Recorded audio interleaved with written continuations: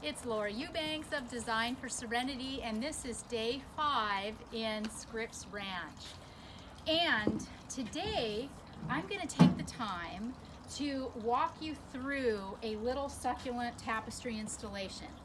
I was just saying to Hannah, oh, is it day 4? No? Is it? Is today Tuesday? Yeah. It's day 5. Okay. I was just saying to Hannah that how many of these have we done?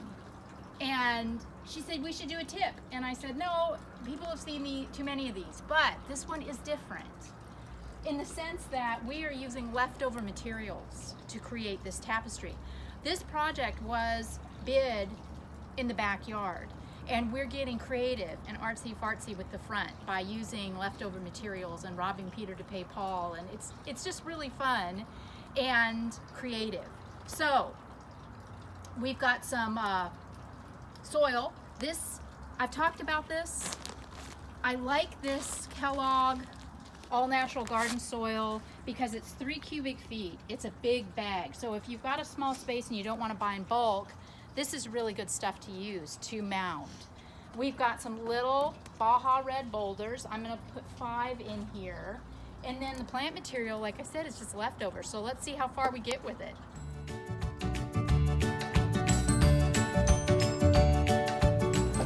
Even mounding is an art. If any of you have ever tried to mound soil, if you're anything like me, when I first did this, it looked like areas where the bodies had been buried. It can be tricky to do a natural looking mound. Remember also that you're going to have a lot of leftover soil from your plant cans when you install your plants, and that these mounds are fluid. They're going to continue to be moved throughout the course of my installation. I am not married to this. I just want to get a suggestion or an idea and somewhere to pop in my boulders.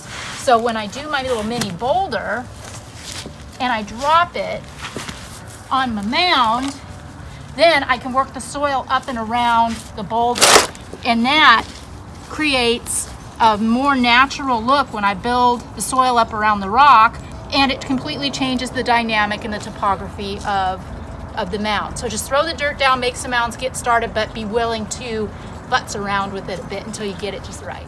Now it's time to stage my foundation plants. These are the larger, eye-catching plants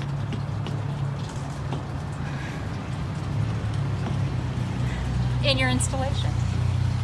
You know how I'm always going on about packing your plants in close. Now here's an example of something you don't usually see me use. This is an Anaxanthos or a kangaroo paw, and client Jan picked this out. It is an absolutely spectacular specimen from Australia, very drought tolerant once established, and it will work beautifully as a companion plant with our succulents. But what I don't like, dirt showing, do I? See this right here?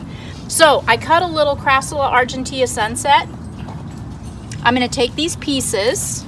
Crassula is a really good one to work with as a cutting. I've never had a Crassula rot, so I'm not going to harden off the cuts. I'm going to use them just like this, and I'm going to tuck them in front of this Anaxanthos to cover up that dirt and add a little bit of fullness, depth, and texture to this arrangement. Voila.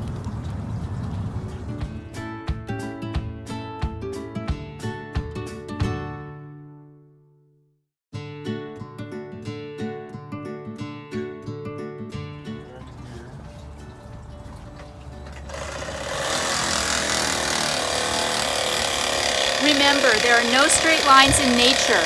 Move your design in an S form. And when you have flatness and monochromatic color like that, another great place to tuck in a colorful little cutting. So here we are. We have completed our little entry tapestry with leftover plants from the backyard. And this was a really, really fun and easy thing to do. It took us less than an hour to get the plants installed. Greg has converted what was spray in this bed to subterranean drip. So this drip hose will be extended and stapled all the way around the plants. We're going to take the hose and go in real tight and then set the timer so that these are getting dripped about once every week because it's a little bit warm right now. We're going to be pulling in some 3/4 inch burgundy lava and some rubble also in key areas. So we're not quite done, but we're almost there.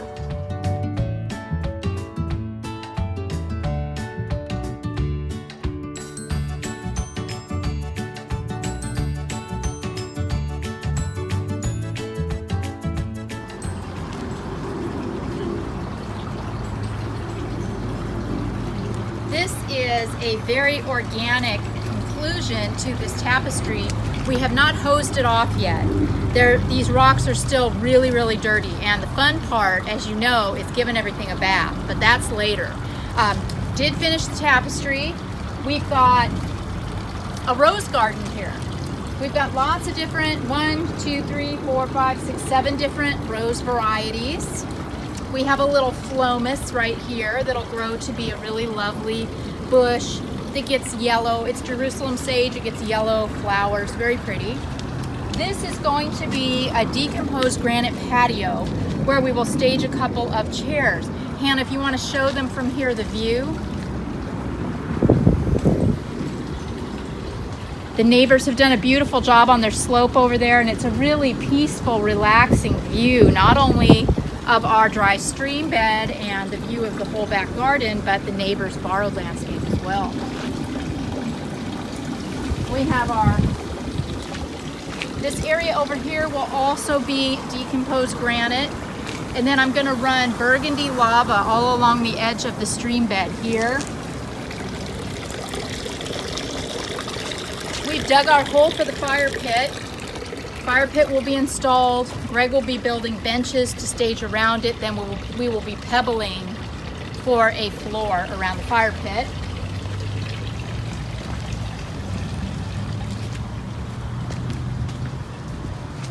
I cut all the dead wood out of this rosemary, and now it almost looks like a bonsai just from cleaning it up and cutting out the dead wood.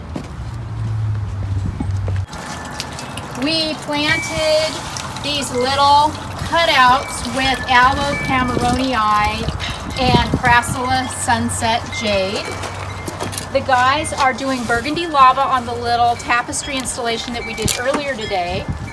We staged boulders, a tip pot, and a few specimen succulents in the front yard. Over here in the shared space,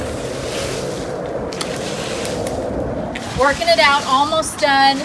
We've got the rock staged, the plant sunk, and now I'm in the process of doing my ribbons. So, yeah, all in all, a very productive day 5 in Scripps Ranch. This has been Laura Eubanks of Design for Serenity, reporting from Scripps Ranch on day 5 with your succulent tip of the day. Catch you tomorrow.